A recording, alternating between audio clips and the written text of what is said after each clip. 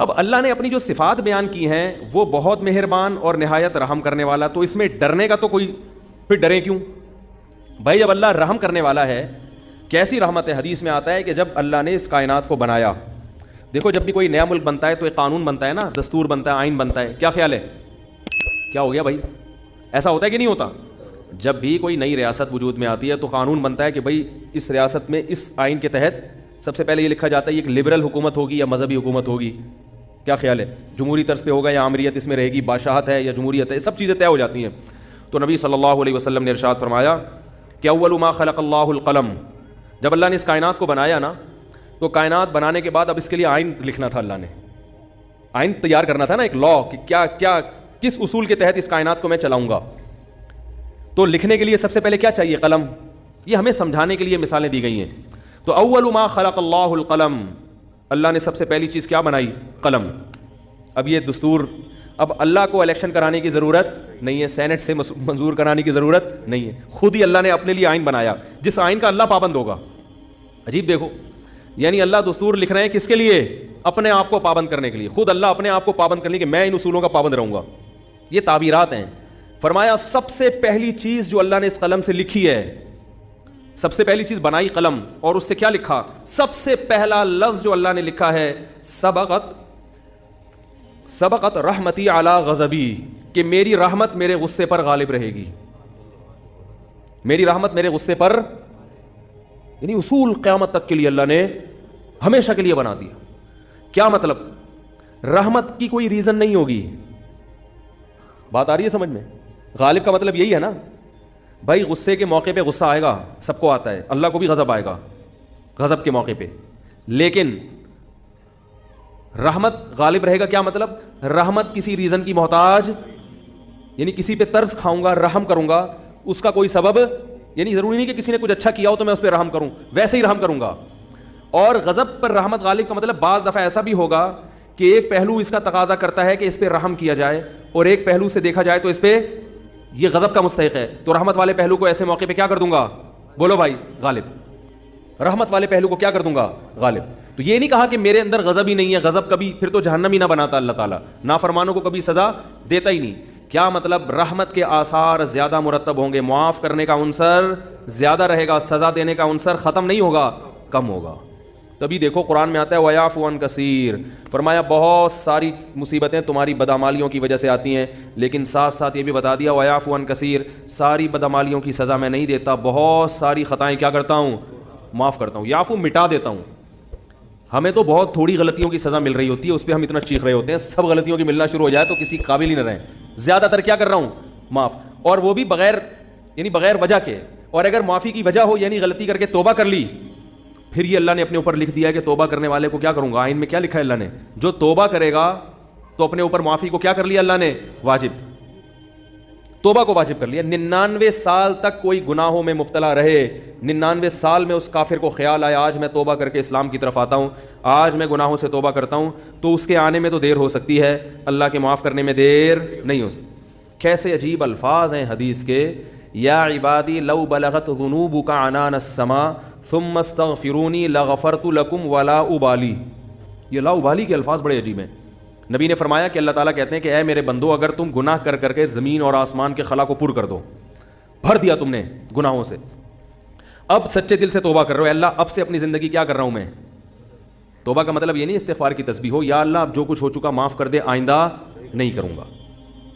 یہ اس جذبے سے جو توبہ کرے گا تو فرمایا معاف کر دوں گا. بس اتنا کافی ہونا چاہیے نا بھائی, بات مکمل ہو گئی. اللہ نے اصول بیان کر دیا کہ اگر زمین آسمان کے خلا کو بھر دیا گناہوں سے, توبہ کر لی تو کیا کر دوں گا؟ معاف. ختم ہو گئی بھائی, ہمیں اصول سمجھ میں آ گیا بھائی, توبہ کا دروازہ موت تک کھلا ہوا ہے, ختم. آگے اللہ کو یہ کہنے کی کیا ضرورت تھی والا ابالی, معاف کرنے میں کسی کی پرواہ نہیں کروں, یہ کہنے کی کیا ضرورت تھی؟ بہت مشکل ہے سمجھانا بھائی. اس الفاظ کا بظاہر کوئی تک بنتا ہے بھائی, اللہ کو کیا ضرورت کسی کی پرواہ کی, اور کون ہے؟ اصل بات یہ کہ ممکن ہے بہت سے نیک لوگوں کو اعتراض ہو کہ اللہ ہم 20 سال سے شروع سے ہم نیک ہیں, یہ کمبخت 90 سال تک عیاشی کرتا رہا ہے, اب آ رہا ہے, اب یہ بھی جنت میں, ہم بھی جنت میں, یہ کیا بات ہو بھائی؟ ممکن ہے فرشتوں کو اعتراض ہو, اے اللہ یہ کیا, یہ تو 2 لفظ توبہ کے تو ہر آدمی بول سکتا ہے بڑے آرام سے بیٹھے بیٹھے ہیں بھائی, مثال کے طور پر ابھی جو کیسز چل رہے ہیں مختلف ہمارے سیاستدانوں پہ، اگر وہ کہتے ہیں ہم معافی مانگتے ہیں قوم کے سامنے، قوم چھوڑے گی؟ بولے گا بھائی اتنے پیسے کھا گئے ہیں، قوم یہی بولے گی نا بھائی یہ کیا مسئلہ ہے ایسے کیسے معاف کر دیں؟ کیا خیال ہے بھائی؟ یا کسی نے اور جرائم کیے ہوں، بہت سارے کیسز چل رہے ہوں، وہ 2 لفظ بولے معاف کر دو، تو عجیب بات ہے کہ معافی مانگنے کے لیے بھی یہ لوگ تیار نہیں ہوتے. تو لیکن اللہ کیا کہہ رہے ہیں کہ زمین اور آسمان کے خلا کو بھر دیا ہو گناہ، تھک گیا ہو گناہ کر کر کے، اور پھر مجھ سے معافی مانگے. معافی کا وہ مطلب جو میں بیان کر رہا ہوں، آئندہ نہیں کروں گا، بس اب میری زندگی بولو بھائی چینج، ختم، اب میں چینج ہو رہا ہوں. تو اللہ فرماتے ہیں اصول کیا ہے؟ معاف کروں گا اور کسی کی پرواہ، کسی مولوی کی پرواہ نہیں. مولوی بولیں گے، مولوی صاحب بولیں گے اللہ ہم بچپن سے نماز پڑھتے آ رہے ہیں، یہ بھی کم وقت ابھی آیا ہے بھائی اس کو بھی تو معاف کر رہا ہے، وہ اتنے لوگوں کو اس نے قتل کر دیا، یہ 99 انسانوں کے قاتل نے توبہ کی تھی نا، اور وہ مقتول کہہ سکتے ہیں اللہ ہمیں تو مروا دیا صحیح ہے نا، اس نے ہمیں مار دیا سب کو. 100 راہب کہے گا کہ میں نے اس کو بولا تھا کہ توبہ نہیں ہو سکتی، سینچری پوری کر کے اس نے مجھے بھی قتل کر دیا. وہ حدیث میں واقعہ آتا ہے نا، لیکن 99 انسانوں کو ایک شخص نے قتل کیا، تو ایک راہب کے پاس گیا، ایک بزرگ کے پاس گیا، کہنے لگا میں نے 99 کو قتل کیا، کیا میری توبہ قبول ہو سکتی ہے؟ اس نے کہا نہیں ہو سکتی. اس نے کہا چلو پھر سینچری پوری کرو یار، 99 کا تو کوئی حساب بنتا ہی نہیں ہے، جب جانا ہی جہنم میں ہے تو کچھ کر کے تو جاؤ نا. راہب کو بھی مار دیا ٹھیک ہے نا، 100 آدمی قتل کر دیے. پھر کسی عالم کے پاس گیا، بھائی میں نے 100 انسانوں کا قتل کیا، کیا میری توبہ قبول ہو سکتی ہے؟ اس عالم نے کہا کیوں نہیں ہو سکتی بھائی، اللہ سے معافی مانگ رہے ہو، اللہ معاف کرنے والا ہے، توبہ کرو. وہ عالم تھے نا، علم تھا ان کے پاس، ان کو پتا تھا کہ اگر میں نے بول دیا تو 101 ہو جائیں گے کیا ہو جائیں گے؟ 101 ہو جائیں گے. اور یہ بھی اللہ سے بھی ڈر تھا ان کو.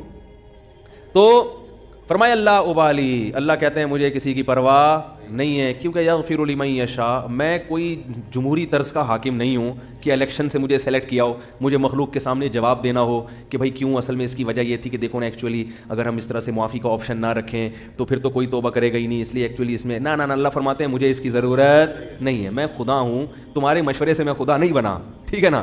تو میں نے شروع میں لکھ دیا تھا کہ میری رحمت میرے غصے پہ غالب. یہ تمہاری اسمبلی نہیں ہے کہ ہر تھوڑے دن میں آئین چینج ہو رہا ہے. 73 کے آئین کے تناظر میں کچھ اور تھا اور 75 کے آئین کے تناظر میں، تو یہ اسمبلی تھوڑی ہے. میں نے شروع میں بات لکھ دی تھی میری رحمت میرے غصے پہ غالب. تو جب تک یہ قتل کر رہا تھا میرا غصہ تھا، اب چونکہ میری طرف آ رہا ہے تو رحمت و غصے کو کچل کے فنا کر دے گی، رحمت غالب آئے گی، کیونکہ یہ لکھ دیا ہے میں نے آئین میں. سب سے پہلے میں نے قلم بنا کے جو چیز سب سے پہلے لکھی تھی، جو سب سے پہلے منظور ہوا قانون، اسی کو میں اگر خلاف ورزی شروع کر دوں تو یہ کیسی بات ہوئی؟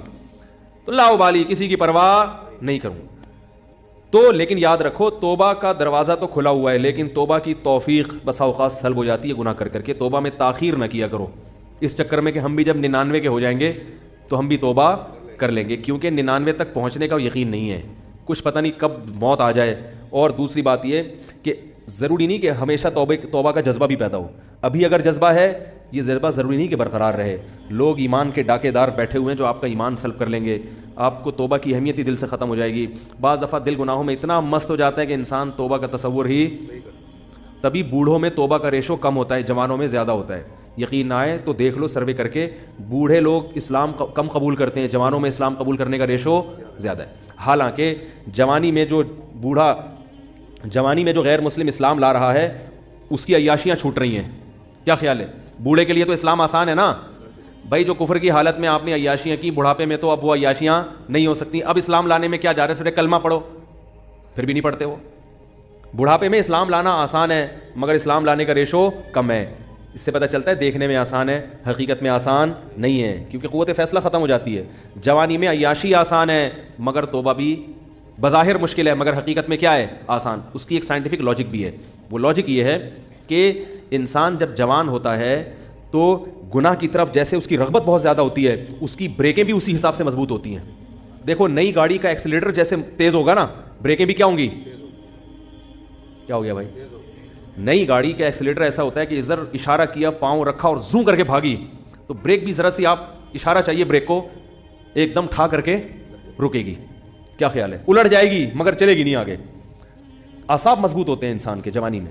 جیسے رغبت ہو رہی ہے نا گناہ کی طرف، تو اگر وہ برداشت کر کے بچنا چاہے گا، ایسے ہی بریکیں بھی کیا ہوں گی؟ بولو بھائی مضبوط. اور پرانی گاڑی میں کیا ہوتا ہے؟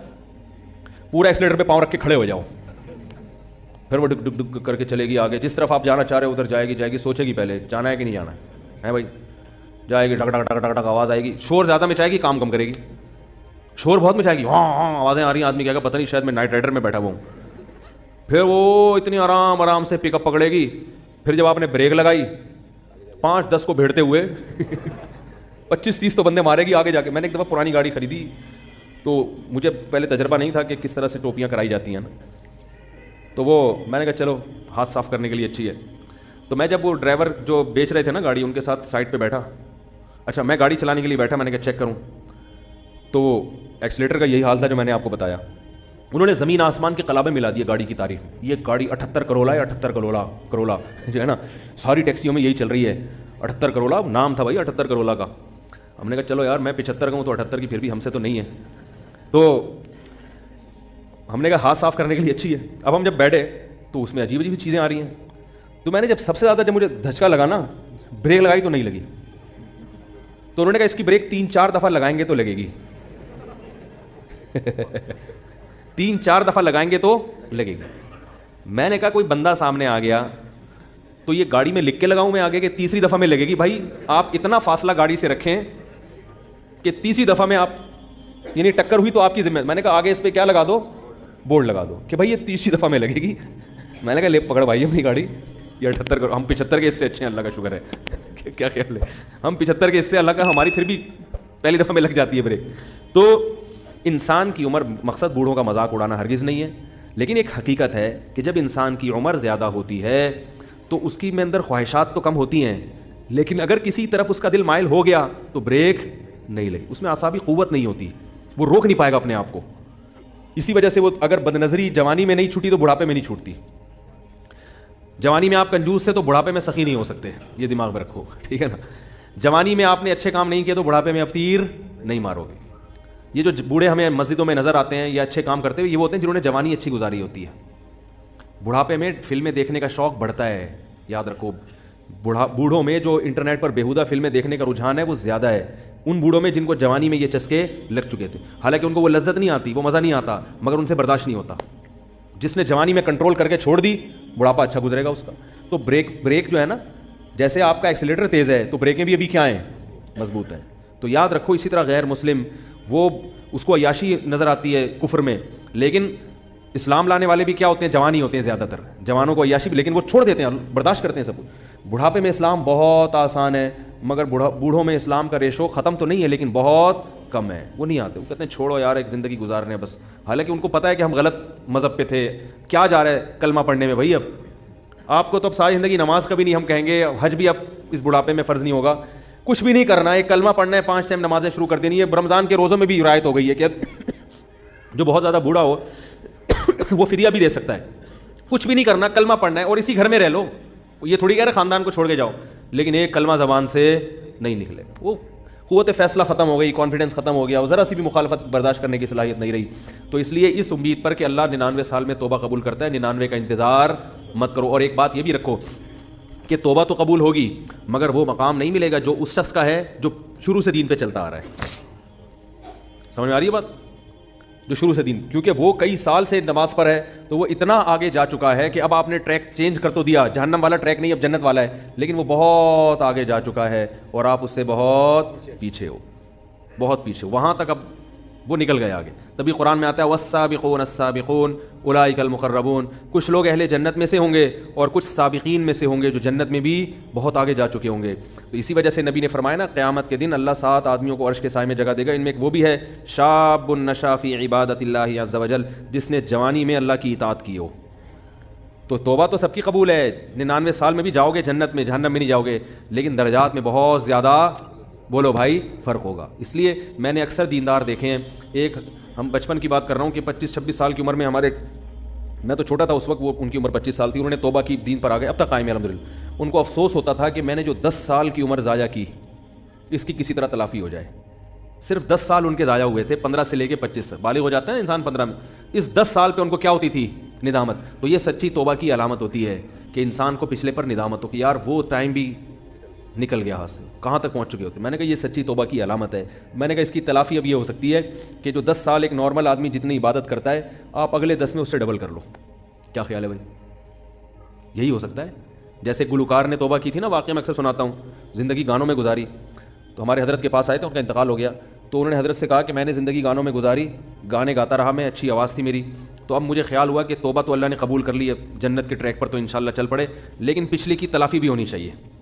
تو میں نے 10-15 سال ضائع کیے, تو اب ان کے ذہن میں یہی آیا کہ یہ اچھی آواز میں تلاوت میں لگاؤں. اب کیا خیال ہے؟ تو اس طرح کے جو لوگ تلافی کرتے ہیں, اولئک یبدل اللہ سیئاتہم حسنات, قرآن کہتے ہیں اللہ ان کی گناہوں کو نیکیوں میں تبدیل کر دیتے, تو ان کی تلافی ہوتی ہے, یہ بھی اسی مقام تک پہنچ جاتے ہیں. تو پھر کچھ ایسا کرنا پڑتا ہے, نہیں تو چلو جنت میں مل گئی, بڑی بات ہے یار, 99 سال میں اتنی بدماشی اللہ معاف کر دے, وہ درجات نہ ملے, جنت چھوٹا سا کھانچا بھی مل گیا جنت کا, اور کیا, ایک آدھ حور بھی مل گئی, کیا خیال ہے؟ ایک آدھ حور بھی مل گئی تو بھی سستا سودا نہیں ہے, بہت اچھا سودا ہے یہ.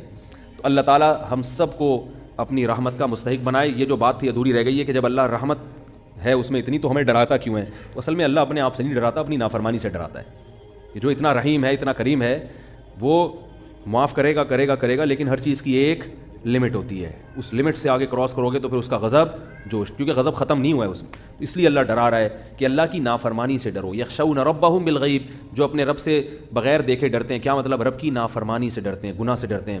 تو ہمیں رب سے محبت کرنے کا حکم ہے, ڈرنا ہے رب کی نافرمانی سے. سمجھے؟ یعنی اللہ نافرمانی پہ سزا دیتا ہے, تو رب سے تو محبت کی جاتی ہے, اللہ کے قرب حاصل کیا جاتا ہے. تبھی اہل اللہ کو نمازوں میں مزہ آتا ہے, کیونکہ وہ اللہ سے قریب ہو جاتے ہیں نا, نماز میں تلاوت میں مزہ آتا ہے ان کو. تو ہمیں اللہ سے محبت کا حکم ہے, لیکن ڈرنا وہاں ہے جہاں اللہ کی نافرمانی ہو رہی ہے. اللہ تعالیٰ سے دعا ہے اللہ تعالیٰ سمجھنے کی, عمل کی توفیق عطا فرمائے.